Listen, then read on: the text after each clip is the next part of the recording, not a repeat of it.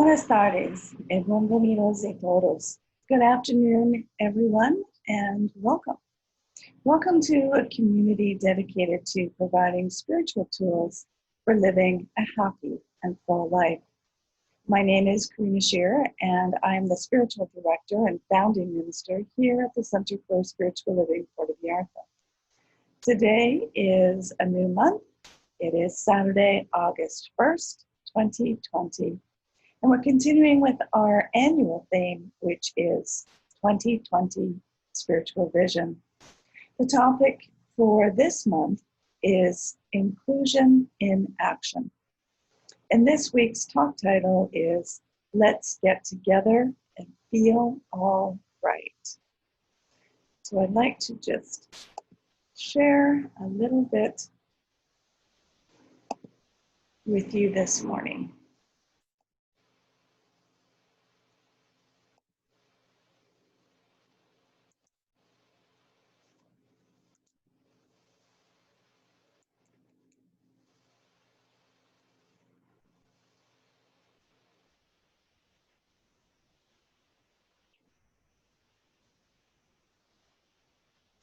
I've been challenged a little bit this morning with technical difficulties.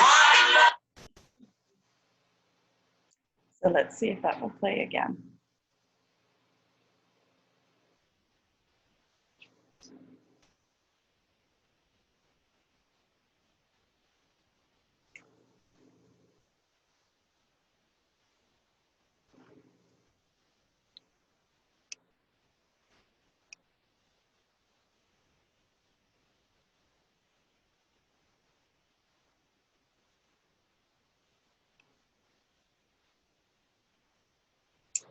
Okay. I love technology, except when I don't.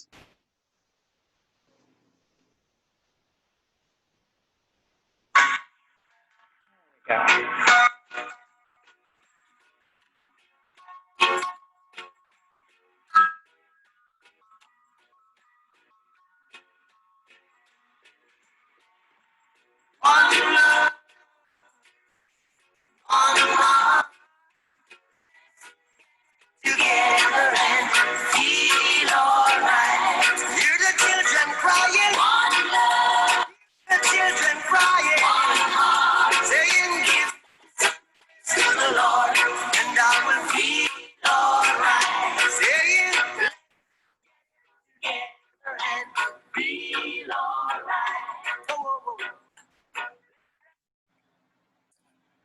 So, let's get together and feel all right.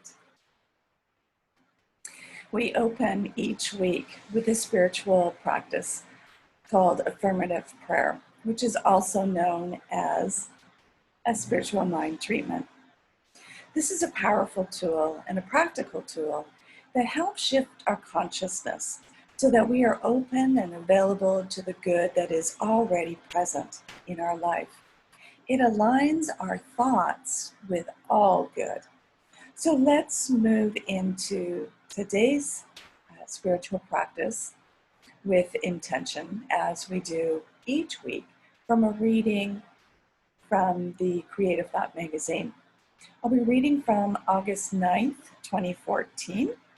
And I'll remind you that spiritual mind treatment is always done in the first person. So I invite you to close your eyes so that you can take these words as your own if you so choose.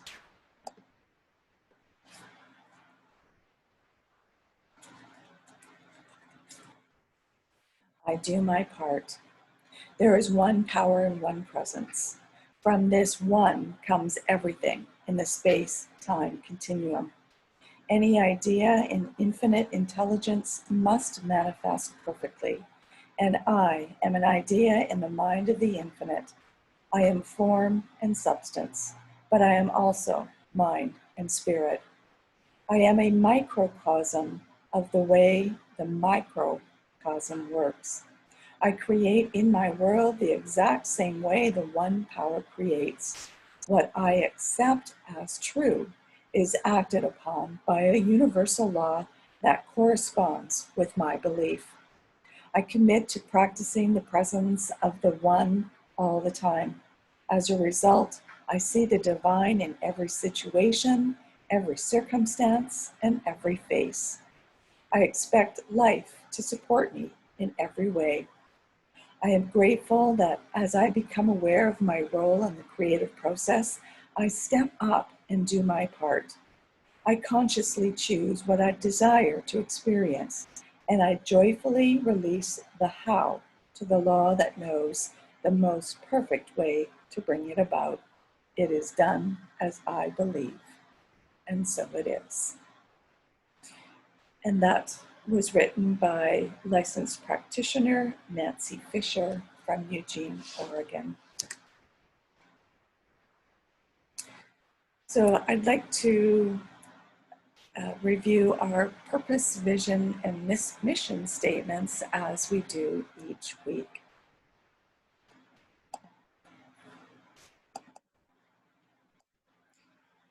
So we have a grand purpose here, and that is to awaken and celebrate diversity and to love and serve our community. This is done through our vision, which is to educate and support each other so we can create the life we desire that works for us right now. And this is supported by our mission, which is to provide spiritual tools for personal growth and transformation. So again, I'd like to welcome everyone. No matter where you are coming from, know that we are all on this one path. And so everyone is accepted and valued. So thank you for coming here today. And I invite you to continue coming, whether it is here online or once we resume our services locally in our restaurant downtown.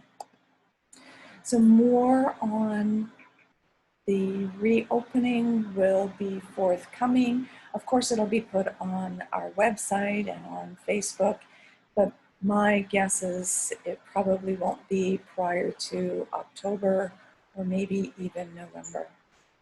So I'd like to just go over again our teaching, which is called The Science of Mind. It's a teaching based on new thought and ancient wisdom. And we offer spiritual tools and principles to promote personal growth.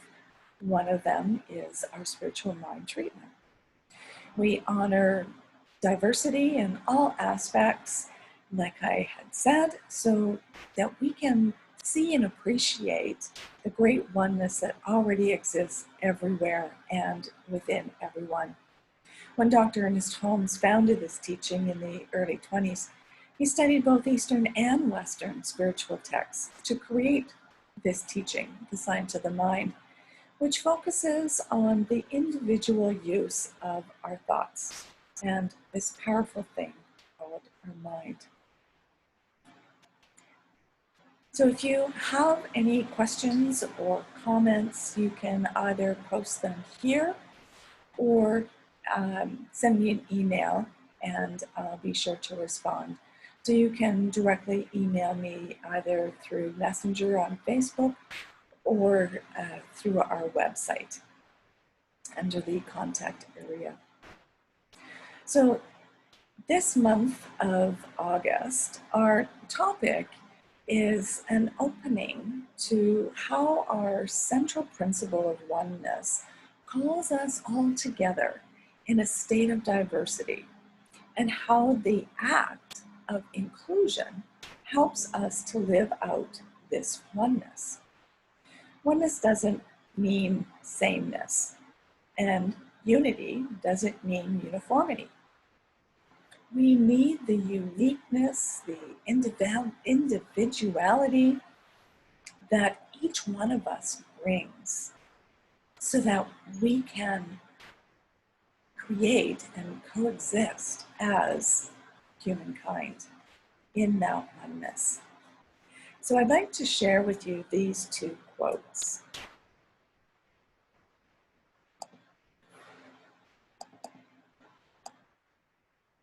Damian Mark Smith says, "We're one. We've always been one. We'll always be one until we think we are not."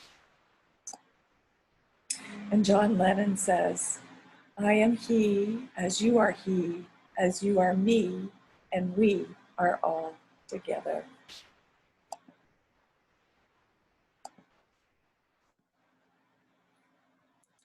And this is where the challenge lies. We are one, but we think that we are separate, and we have forgotten our oneness. I am he, as you are he, as you are me, as we are all together. So this month of August, we are focusing on inclusion in action. This week, our discussion title again is "Let's Get Together and Feel All Right." Divine intelligence, that source of all that is, manifests itself in, through, and as each diverse form and individualization of itself, empowering expressions of imagination and creative power. Now, we've heard these similar expressions probably every time we've heard a spiritual mind treatment. We are immersed in the divine. The divine is inclusive of diversity, the confirmation of which is self-evident. We naturally are inclusive. Think back to when you were a child and everyone was your friend, your family, your relative, part of your community. Although each of us have preferences, we are all unified in this one source. And therefore, inclusion is the essence of who we are. So I invite each of us, all of us, to examine our beliefs from a stance of self-observation, so that we can become more aware of the thoughts and ideas that don't serve us any longer and don't serve others as well. So this allows the opportunity of transformation when we dig deep into those old beliefs. And some of them might be hidden. So we might just have to dig just a little bit deeper. Consciousness reveals itself as inclusion in action and demonstrates our oneness. During the month of July, I joined a couple of groups of like-minded people in book studies and discussions on anti-racism, along with watching videos and YouTube talks and TED Talks, as well as reading many books and articles on the topic. And wow, I learned so much. And yet there's still so much more to learn and to put into practice. And it all takes consciousness. So let's look into this a little deeper by discussing 3 key points. First, using mindfulness. Second, applying conscious effort to recognize biases and find opportunities to practice inclusion. And finally, setting an intention to be inclusion in action.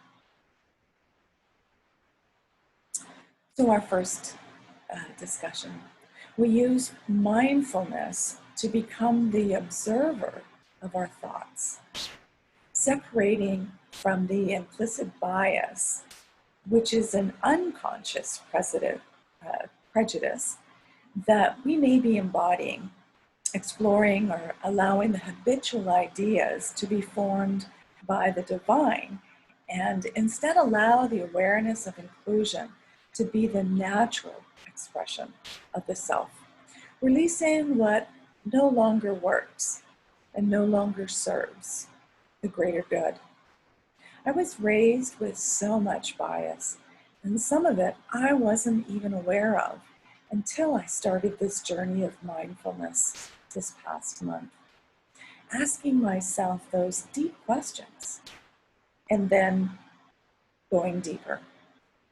We can no longer afford to carry on mindlessly, not knowing, not questioning, and not changing to be better. Philosopher Arthur Schopenhauer said this on how unconscious biases come into our being.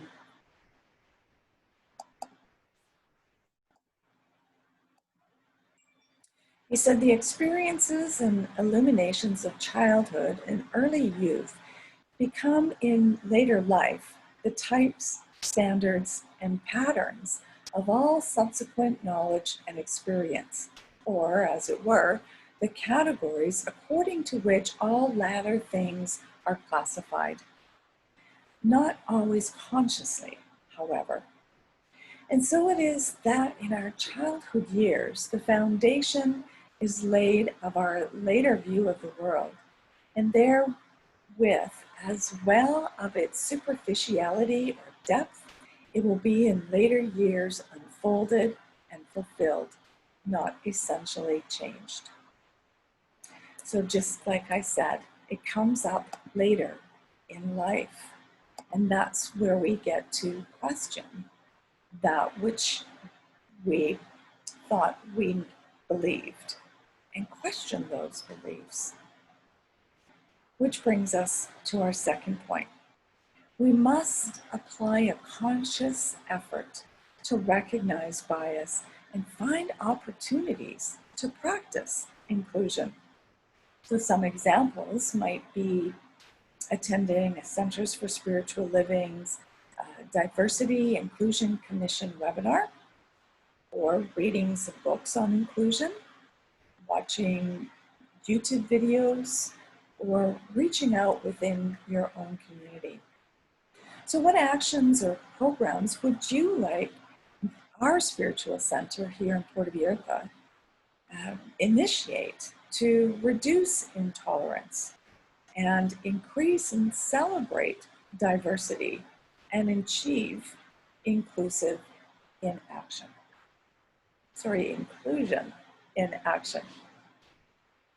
So just write a comment below or send me an email, and I'll connect with you, and then we'll connect with local groups and communities to collaborate. So if you would like to know more about or to join the Diversity Inclusion Commission webinars, send me an email and I can pass on your information so that you can start receiving the links for upcoming webinars. I love this quote from Marshall Rosenberg. He's the American psychologist, author, and teacher who developed the Nonviolent Communication Program. And this is what he said. Our survival as a species depends on our ability to recognize that our well-being and the well-being of others are, in fact, one and the same. Oneness, right? So finally, our third point. Let's set an intention to be inclusion in action, so that we can create opportunities to be inclusive as a demand upon the law, which is fulfilled in mind and revealed in our lives as inclusion. The inquiring of new expressions of self is a process, just like I've been going through in this past month.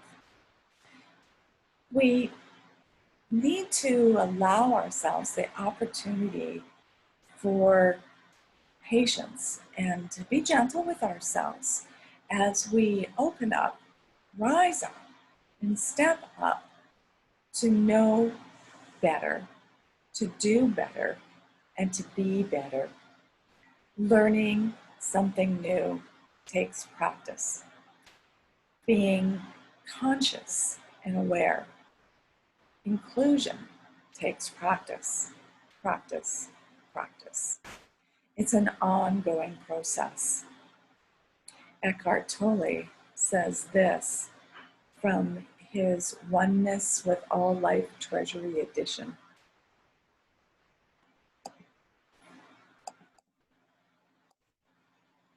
Be aware that what you think, to a large extent, creates the emotions that you feel.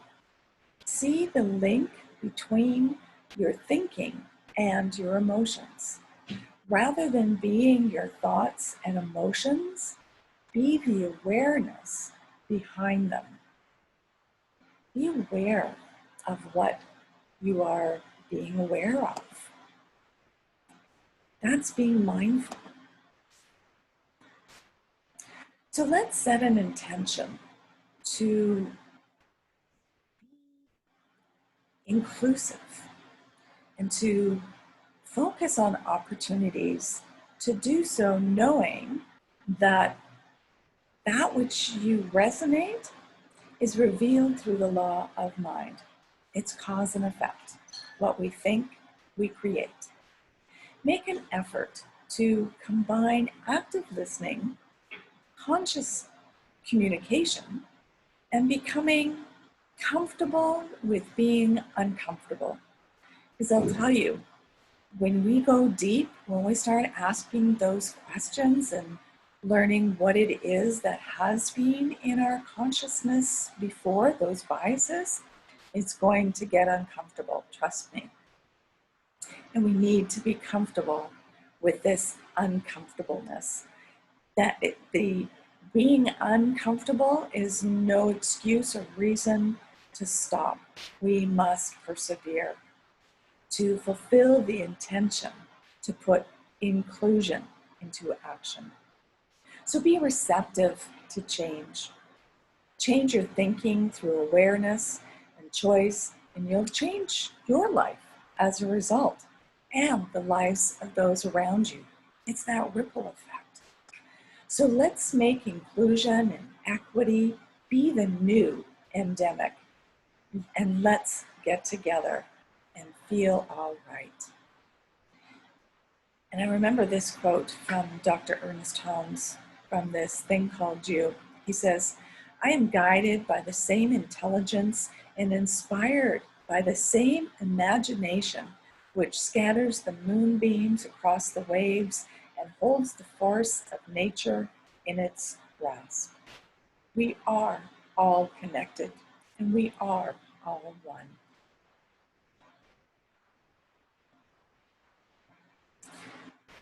And now it's our time for our weekly affirmation. So here is today's. I am one with divine intelligence, empowered by it as a point of creative power. As such, I claim harmony, acceptance, love for all through inclusion of the diversity that delights my life. And so now it's time for our moment of gratitude. So if you would like to log on to our website, which is www.cslpv.org, and on the landing page, you'll see a Donate Now button. So you can donate through PayPal, and know that any and all of your donations are gratefully received and appreciated. It doesn't matter whether you give $5 or $500, or even the cost of a coffee. So please give from your heart if you have been inspired by these weekly talks, and know that you are blessed and loved.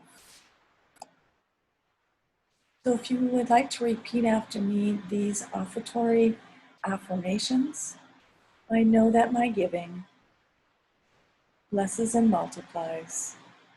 all that I am, all that I have, and all that I give and receive. And together we say, I do give eternal thanks for the abundance that is mine to share. So thank you again for joining me today. Go forth and enjoy life in all its diversity and inclusivity. Know that you are blessed, you are honored. I love you. Thank you for being here. Namaste.